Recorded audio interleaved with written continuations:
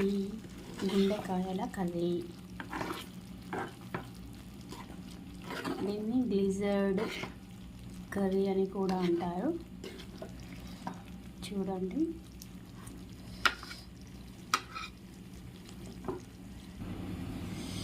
ఇది కర్రీలోకి, చపాతీలోకి,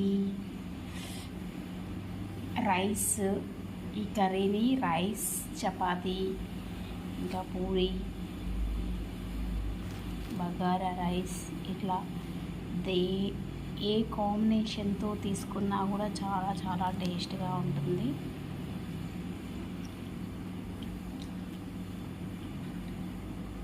చికెన్ ప్రాసెస్లోని ఇలా లివర్ గ్లిజర్డ్ని ప్రిపేర్ చేసుకోవచ్చు. చాలా టేస్టీ అయిన గ్లిజర్డ్